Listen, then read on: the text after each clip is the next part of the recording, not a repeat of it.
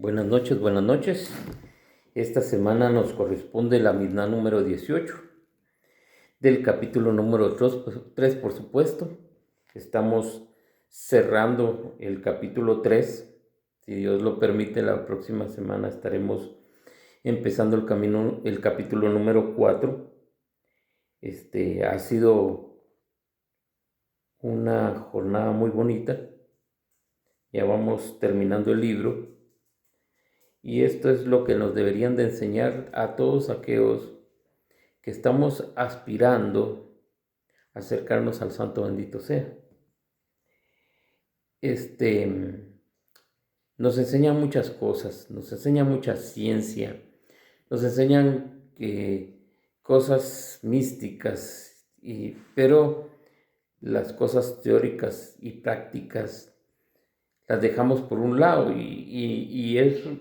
Primero hay que comenzar con lo práctico, con lo primordial, haciendo Shabbat, encendiendo las velas de Shabbat, aprendiendo las leyes de Shabbat. Hay muchas leyes en Shabbat, son 32 prohibiciones que nos tiene el Shabbat, pero son cosas que a veces las dejamos pasar por alto y comenzamos a buscar ciencia. Comenzamos a ver cómo nos acercamos a las cosas más esotéricas, menos a las prácticas. El Rabí Eliezer ben Kasná solía decir: Kinim y Pijé, Nidad, son preceptos fundamentales. En cambio, la astronomía, la geometría y los conocimientos de la sabiduría. En cambio, la astronomía, la geometría y los conocimientos de la sabiduría. Ya explicaremos más adelante la expresión Kidim, Pijé, Nidad, que las palabras no hay equivalente en nuestro idioma. Primero vamos a presentarnos al autor de esta sentencia. Como una roca entre espinas, enseñan nuestros sabios, es el hombre culto entre los ignorantes. Un día un muchacho llamado Rabí Eliezer volvió a su ciudad natal tras terminar sus estudios y todos acogieron a un joven en él con júbilo al nuevo rabino de la sinagoga. Le pidieron que oficiara, pero él contestó que no sabía hacerlo. Entonces la gente se extrañó. ¿Es este el Rabí Eliezer? Le hemos dado el título de rabino a un hombre que no sabe ni siquiera oficiar. El muchacho sintió tal vergüenza que volvió a marchar de su país y acudió a la yeshivot del Rabí Akiva. Y cuando al cabo de los años regresó a su ciudad y supo contar rápidamente todas las preguntas que le hicieron, la gente dijo entonces: Rabí Eliezer se ha fortalecido desde aquel día que le llamaron Rabí Eliezer Kisná, el fuerte. La anécdota del Talmud que contamos a continuación, Orayot 10a, demuestra hasta tal punto que el rabino Eliezer se había convertido en un hombre bien templado, que poseía grandes conocimientos, no solo religiosos, sino que también científicos. El rabí Gamaliel y el rabí Yehoshua viajaron juntos en un viaje en el barco y el rabí Yehoshua se había prohibido de tan abundantes prohibiciones que el rabí Gamaliel pudo aprovechar también cuando se hubo agotado las suyas. Y el rabí Gamaliel le preguntó entonces a su compañero: ¿cómo pudiste proveer que nuestro viaje sería tan largo? Y el rabí Yehoshua le comentó: cada 70 años aparece en el cielo una estrella que suele desviar a los navegantes de su rumbo. Según mis cálculos, esta estrella tenía que salir ahora. Y efectivamente así fue, cuando el rabino Gamaliel, que era por entonces Nazir, expresó su admiración por la ciencia astronómica de su amigo y compañero, y éste le dijo: en nuestro país hay dos sabios que conocen todas las ciencias de la naturaleza y poseen una sabiduría realmente asombrosa, y se llama Rabí Ben Kizna y el Rabí Jonathan Ben Yehuda. Son tan pobres que no tienen siquiera pan para comer y ropa para vestirse. El Rabí Gamaliel apuntó los nombres de los sabios y a su regreso decidió asignarles a ambos funciones importantes, pero los dos sabios eran tan modestos que rechazaron su propuesta. Entonces el Rabí Gamaliel le mandó a decir: no creáis que os estoy ofreciendo el poder, y el funcionario honrado no es más que el servidor del cargo que asume.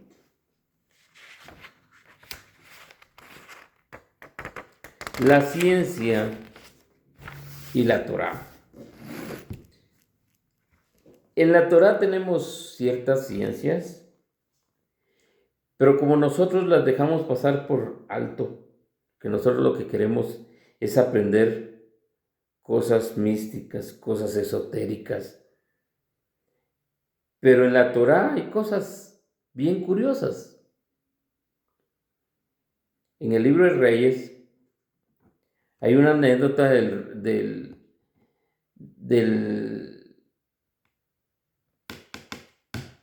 profeta Eliseo. Eliseo va pasando por un bosque y está un leñador llorando sentado en su tercio de leña, que no había podido avanzar en su día. Había perdido casi la mitad de su día porque el hacha se le rompió y el hacha se le fue en un arroyo de agua que no tenía profundidad. Dice que era un arroyo muy profundo. Y le dijo el profeta Elisha al leñador: no te preocupes, ahorita te resuelvo eso. Fue, cortó un árbol cualquiera que encontró ahí, lo cortó y lo sumergió 3 veces entre el arroyo. Cuando vio, el hacha brotó del agua.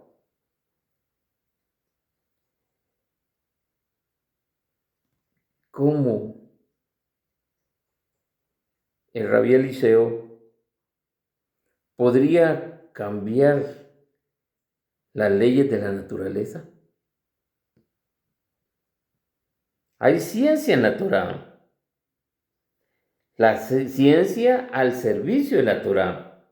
El rabí Yosef Karo, el autor del Shulchan Aruch, en su comentario sobre el Rabbeinu Maimónides, que es Sed Misne, nos explica que por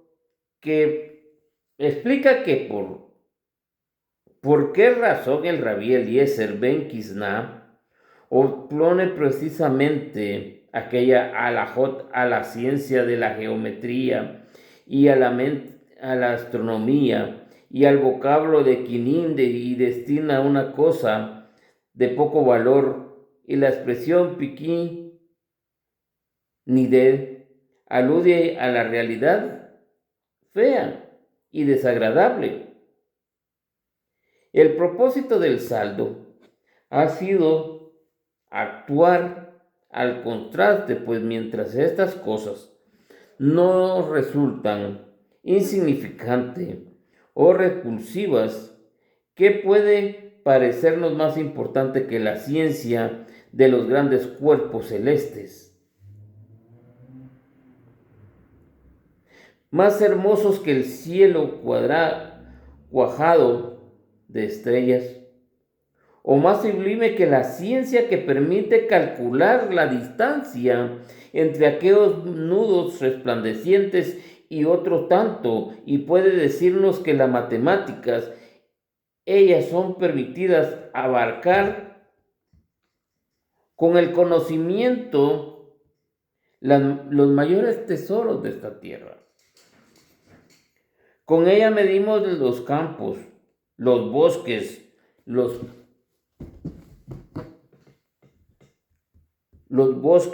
los países, con números evaluados y la producción de la riqueza acumulada.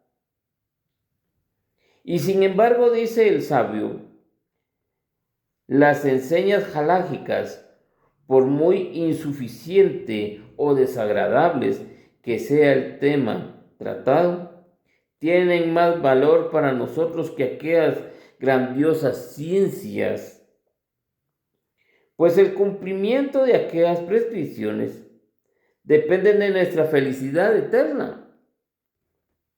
El que no las respeta y se aparta del camino del bien no tiene acceso a la otra vida.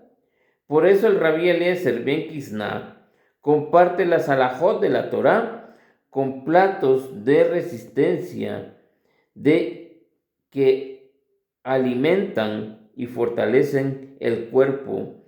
Las sentencias seculares, en cambio, se parecen al postre, que son sabrosos y deleitan al paladar cuando nos hemos hartado de pan y la carne y la verdura. Y nos apetece también comer algo que otro, almendrado, caramelo o frutas escarchadas, pero pobre del que piensa alimentarse únicamente de golosinas, pues no tardará en arruinar su salud. Pues bien, lo mismo sucede con la Torá. En relación con las demás ciencias, nos tenemos que nutrir de todo un poco, no solo de una cosa. Nuestra alimentación básica debe ser aquella que Hashem nos ha preparado con tanta bondad. En cuanto a las otras disciplinas de estudio, muy fundamentales y brillantes que sean, debemos dejarlas para el postre. Por supuesto, también ellas nos ayudan a conocer la grandeza y la magnificencia del Creador, pero solo la Torá puede servirnos de guía en el camino de la vida. Por lo demás, necesitamos de la astronomía para esclarecer el calendario judío. Nuestro calendario es superior a los que utilizan las otras religiones, ya que para calcular tenemos en cuenta tanto el año solar como el año lunar.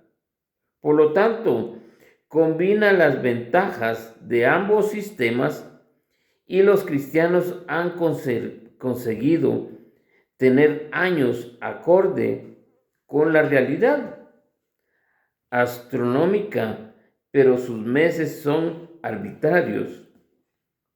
Los musulmanes, en cambio, tienen meses acorde al ciclo lunar, pero sus años corresponden a la realidad de la astronomía. El calendario judío es el único que tiene año y meses juntos, y nuestros meses han sido calculados en función a la revolución que efectúa la luna alrededor de la Tierra, y nuestros años en función de la revolución que efectúa la Tierra alrededor del Sol. Para determinar la duración de los meses y del año, para operar las eventuales correcciones, debemos, pues, corregir a la astronomía en cuanto a las matemáticas.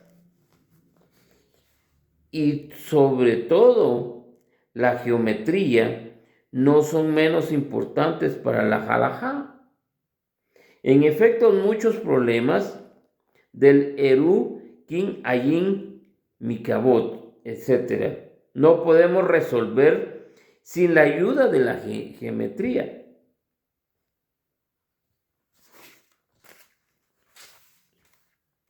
La actualidad de la Torá. Mucha gente a veces opina y dice que la Torá ya está pasada de moda. Incluso hasta en nuestro dialecto nos dicen el Viejo Testamento. Entonces, ¿qué pasa en nuestra mente? Le llamamos viejo a lo que es la Torá. Y eso no está bien, porque la Torá es eterna. La Torá Dios se la dio a Moisés para siempre. La Torá es un árbol de vida que está plantado frente a aguas. Por eso son florecientes, son verdes. Pero cuando decimos viejo, hacemos pensar de que todo aquello ya está obsoleto. En la actualidad de la Torá, Quinín y Pigé Nidán, estos son los cuerpos y ellas son de la Jalajot. El cuerpo es la envoltura del espíritu y el alma mora en los 613 que Dios en su grata mayoría se refieren al acto que debemos hacer y evitar. Y estos actos los efectúa generalmente nuestro cuerpo. Pero también es preciso que el espíritu esté presente en ellos. Por ejemplo, el trozo de pan sin levadura, la matzá y la hierba amarga de maror que comemos en Pesach trae a nuestra mente el recuerdo de la historia dolorosa en nuestro pueblo, de su liberación y de su elección. El cómputo de los días y de las semanas en medio medían entre Pesach y la fiesta de la revelación hace más efectiva y más viva nuestra espera y la liberación espiritual. El shofar nos traslada mentalmente a un trono del juez supremo. Las aflicciones del día de Yom Kippur elevan nuestra alma y nos permiten así conseguir el olvido y el perdón de nuestros pecados. La cabaña de Sukkot nos enseña a tener confianza en el Santo bendito sea y a las 4 clases de planta que utilizamos en aquel día dentro del azúcar. En esta fiesta simboliza valores espirituales tan diversos como sublimes. Los nudos que hacemos en los tzitzit nos recuerdan los mandamientos de Santo bendito sea, los tefilín conectan a nuestro Creador con nuestras acciones y pensamientos. Así pues, cada precepto de nuestra ley, en cierto modo, en el cuerpo para el alma que debe residir en él, es decir, el receptáculo para el contenido espiritual al que nos hace referencia. Las prescripciones contenidas en los tratados de Quinín y Piquet Nidán, además de ser difíciles de aprender y asimilar, resulta abstenerte puntillosas para todas aquellas personas que son ajenas al judaísmo. En cambio, la astronomía, la geometría son ciencias que a menudo entero consideran como fundamentales y sin embargo, estas ciencias no son más que los auxiliares de la verdadera sabiduría, mientras que las halajot citadas por el Rabí Eliezer, además de ser parte integrante de la más alta sabiduría, son como cuerpos donde moran inestimables valores espirituales. Pongamos por ejemplo uno de los fenómenos más maravillosos y misteriosos de la naturaleza, la procreación, un acto que es puro, corporal y preside a la elaboración del espíritu inmortal, que será capaz de dominar todos los seres de la creación. La religión judía tiene en cuenta la trascendencia de este acto extraordinario, ya que le dedican mucho de sus santas prescripciones, asignándole incluso en puesto preeminente dentro de 613 mandamientos. El acto procreador es considerado como santo, pero preservar su santidad, que es también la del matrimonio, se castiga al adulterio con la muerte. Las leyes de purificación son igualmente santas y su infracción es pasible de caret e exterminación por mano del santo bendito sea.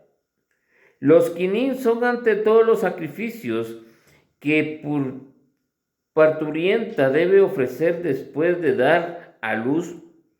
Las prescripciones denominadas piquenidad y estas relacionadas con la pureza de vida conyugal, podemos deducir que todo esto es la halajot citada por el Rabí Eliezer.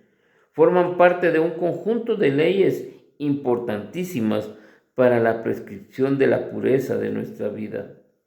Pero estas prescripciones significan algo más que sodgut halajot, que son los cuerpos del halajot, es decir, que encierran su materialidad y sustancia espiritual que nosotros alcanzamos difícilmente en este mundo. Al conducir, he aquí que decir nuestros sabios al respecto en el libro del Zohar. La Torá se parece a una novia sustentosamente ataviada. Los necios se fijan en sus atavíos y los hombres inteligentes admiran la hermosura de la joven por los que están iluminados por la sabiduría divina. Consideran que el alma tiene más valor que la belleza y del cuerpo, y que los preciosos tejidos de sus vestidos, estos valiosos vestidos, son las narraciones que contienen el texto sagrado y el cuerpo narrativo donde reside el alma sublime de la muchacha. Corresponden a los mandamientos de la Torá, de la misma que inspiró a David el siguiente ruego: quítame el velo de los ojos, para que pueda ver las maravillas y bellezas espirituales en tu Torá. Salmo 119, 18. Ya que en la época del rabino Quisná, que era el discípulo del Rabí Akiva, y vivió por lo tanto después de la destrucción del santo templo, los sacrificios loquinín habían dejado de practicarse. Sin embargo, el sabio los calificó de jufé, halajot, y declara que el estudio de estas prescripciones deben prevalecer sobre el que la ciencia que consideramos como las más importantes. Según esto, aunque la destrucción del templo haga imposible el cumplimiento de ciertos preceptos, estos no pierden en absoluto el valor. Tanto mayor como la más sagrada será para nosotros el deber de observar puntualmente los mandamientos que podemos aplicar. Los nihot nidad, que regulan la construcción y la utilización de los baños rituales, forman parte de una serie de mandamientos, y sin embargo actualmente solemos descuidarlos, a pesar de que la pureza y la santidad de nuestro pueblo dependen de esos mandamientos, de esas halajot. La halajá es la que nos permite observar como tienen que ser todos los mandamientos del santo bendito sea. Quiera Hashem que esta enseñanza nos sirva de mucho y que la atesoremos dentro de lo más profundo de nuestro corazón y que la compartamos, que las compartan con sus amigos, con su familia, con sus hijos, y que Hashem nos dé sabiduría para seguir caminando en el rumbo de su destino. Baruch Hashem, hasta la próxima. Bye.